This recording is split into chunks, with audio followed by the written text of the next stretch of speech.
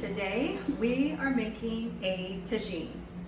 A tagine refers to more the method of cooking rather than the dish itself. Anything can go into a tagine, a dish like this. Today I'm going to do sweet potatoes, red peppers, and chicken, and put some beautiful spices with it. But this is my tagine. I'll tell you the story about my tagine in a little bit. You can use anything. If you don't have a tagine, no worries. Use a covered Dutch oven. Use a casserole dish. If you don't have a lid for it, simply put some foil over it. The tagine cooks because everything flows up into the conical shape and goes back down and bastes as it's cooking in your oven. I have my oven set to 400, it's almost to temp, and by the time I get this all put together, my oven will be ready, and this will go into the oven, making a beautiful, beautiful dish. And let's get started. So I have a sweet potato here, I've peeled it, and all I want to do is dice it. And of course, the smaller the dice, the quicker everything is going to cook. I'm going to start with my red pepper now. This is a sweet red pepper. I'm just going to cut off the sides. I'm going to cut equally sized chunks from the red pepper as I did for the sweet potato. So this tagine, kind of funny, we were on a trip and my youngest daughter Alana was with us. And we were in Barcelona, and her boyfriend was going to meet us in Barcelona and take her to Morocco and Portugal. And Alana travels heavy.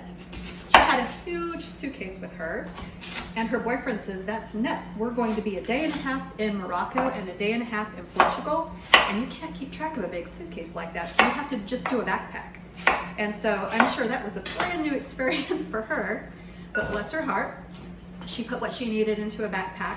And so she set off and left behind her suitcase with me to take to the airport when we were meeting up. And on her day one in Morocco, in the spice markets, she bought me this tagine. And bless her heart, she put it in her backpack, and she went a day and a half in Morocco and a day and a half in Portugal with this in her backpack, and met us at the Barcelona airport. This was still intact, still in her backpack. So it's fabulous. I love using it, and I think about her escapades the whole time when I'm doing this. I think I need just a little bit more red pepper. This is going to make more than I need, really, for this size tagine. It's pretty small, but typically, no worries. I'm going to take the leftover that I have and put it into something else, and I'll cook it alongside, and leftovers of this go so well. The next day, heat them up in the microwave, and they're delicious. So I'm going to use, let me do my apricots. When you do something like a tagine, if you want to have more authentic flavor, they use a lot of apricots in Moroccan cooking. And this is going to be a Moroccanish tagine.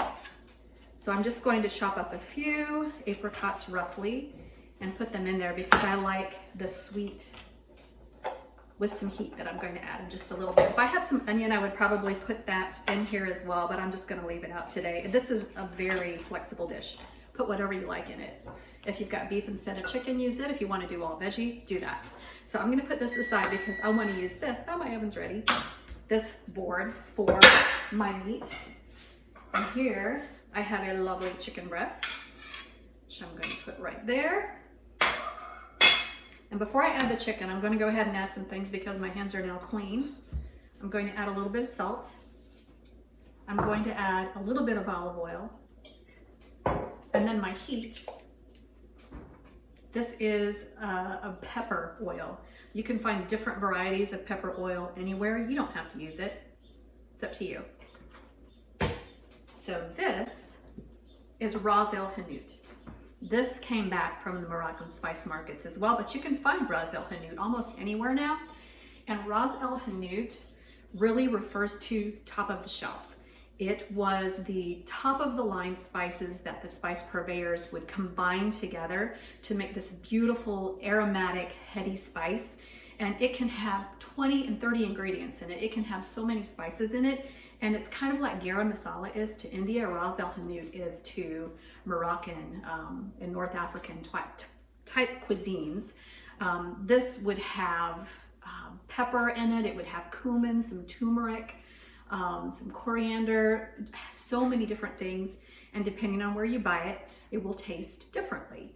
But I love it, and I keep it as a staple in my pantry now. I use it as often as I use chili powder, so I'm going to put a healthy dose. Actually, I think I'm going to use the rest of this because I want to make sure that was the last of my Moroccan Spice Market Ras El Hanout, but I have stuff that I have purchased locally, and of course you can make your own if you're industrious. So that's all in there. I'm going to mix it together just a little bit. And then I will cut up my chicken, and I'm going to add that in here as well. And this is chicken breast, boneless, skinless.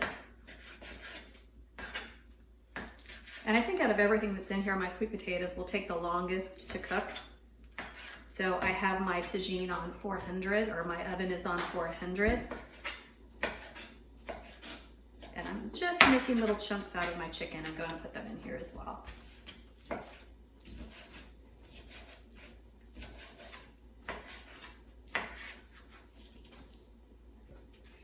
This is going to be super flavorful. Move this out of the way. This is my dirty hand, and this is my clean hand. My tagine is ready to go. I'm going to mix the chicken in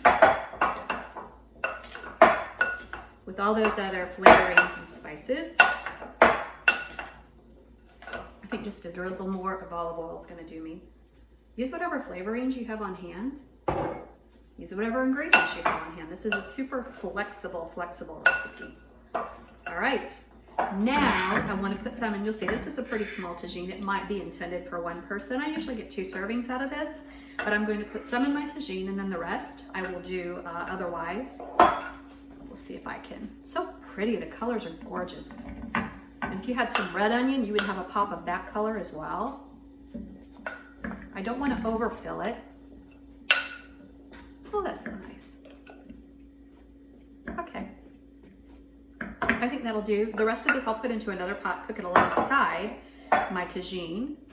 Put this on. I'm going to clean my hands real quick, and then I'm going to put this into my oven at 400 degrees. It will probably take about 30 minutes, maybe a little bit longer, but we'll check it after 30. Okay, my oven just went off. Let's see what we have. It smells so good in here.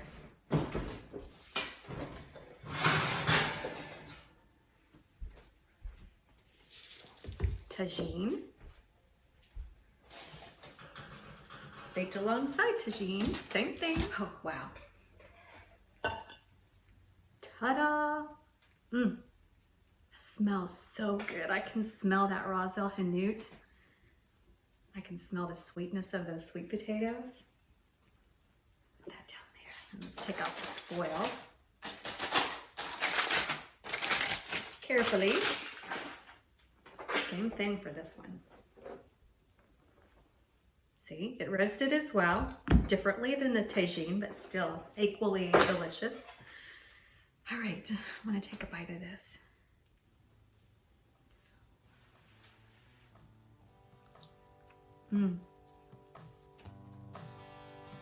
Oh, it's very, very flavorful.